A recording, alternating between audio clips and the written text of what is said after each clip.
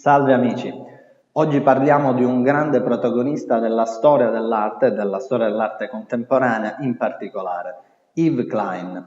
Se conoscete quest'artista fatemi sapere subito nei commenti sotto il video cosa ne pensate, se no guardate il video, sono sicuro vi farete un'idea poco più precisa dell'opera di questo grande artista e quindi fatemi sapere nei commenti cosa pensate di lui e cosa pensate anche del mio video o dei miei video sull'arte. Dunque, Yves Klein ha iniziato la sua carriera espositiva nell'ormai lontano 1955, ma sin da subito, sin da quella prima mostra, era abbastanza chiara, era abbastanza chiaro il fondamento della sua poetica, cioè la ricerca dell'assoluto, la ricerca della spiritualità. La sua non è mai stata una spiritualità ben definita, ma potremmo dire che diciamo, la sua voglia, appunto, la sua ricerca del mistero, del sacro, inizia fin dalla giovinezza, in particolare dalla sua passione per tutto ciò che è orientale, per tutto ciò che è filosofico o pseudofilosofico, per tutto ciò che tende al misticismo. Egli ad esempio divenne un grande appassionato di arti marziali per via, ecco, della base filosofica, della base spiritualistica delle arti marziali tradizionali.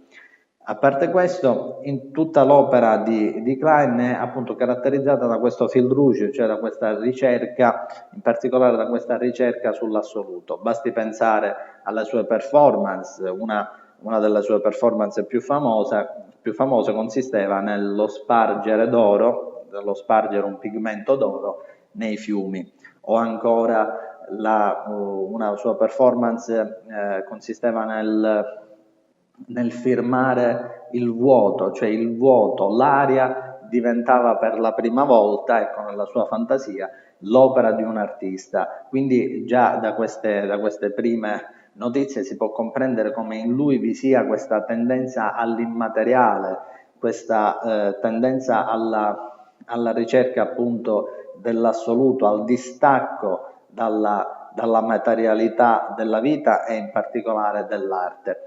Poi famose sono ad esempio le sue antropometrie, cioè una sorta di mistura, di mix tra performance e pittura che consisteva nel dipingere delle modelle nude di blu e poi queste modelle andavano diciamo, a impattare su delle grandi tele e lasciavano la propria impronta, l'impronta del proprio corpo.